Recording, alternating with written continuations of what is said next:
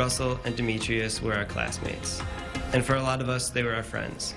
February 27, 2012 is a date that holds heavy in each and every one of our hearts. Today marks 1 year since 3 Chardon High School students were gunned down in the school's cafeteria. Good afternoon, everyone. I'm Leon Bibb. And I'm Lee Jordan. Today we pause to remember 3 teenagers who lost their lives, the 3 teens who were injured, and a community still healing.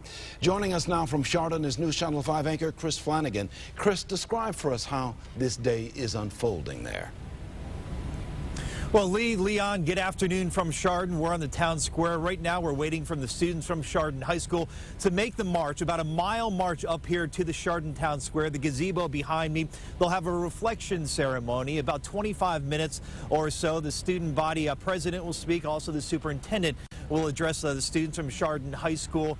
They've been in school all day. It's a day of service, a day of community service for the students here at Chardon High School. Now, the students have been off limits to the media. The school asked the media to stay away from the school. Of course, we're granting their wishes today. But News Channel 5, let me bring in News Channel 5's Paul Kiska. He's been out and about around the community today. And Paul, on this 1-year mark of the shooting, what's the sense? Where do you get the feeling here in Chardon is like today? Chris, definitely a lot of mixed emotions out here. I've been talking with people around Chardon today. On one hand, people tell you there's energy in the air, energy over at the school.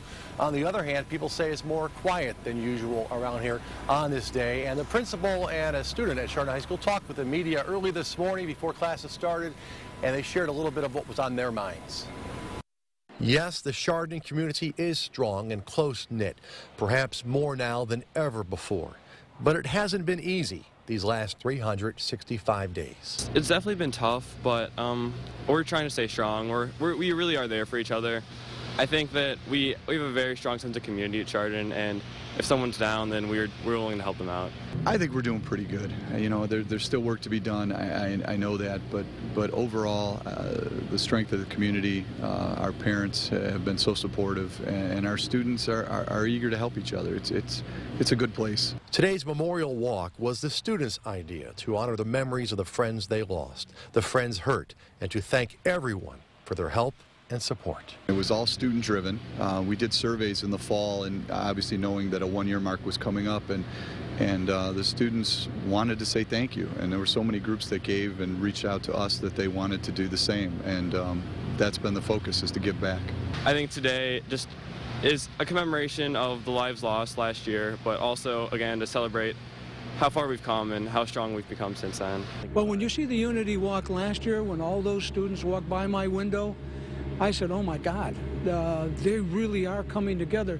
The students wanted to put this behind them as much as possible, like we all did. And I think it was awesome when you see those many people just come together for the community. It was just great. Great, but also an emotional day, as we've been talking about. You know, Chris, the slogan all year from day one in Chardon has been one heartbeat. You see that posted everywhere. Today they've changed it a bit. It's 1 year.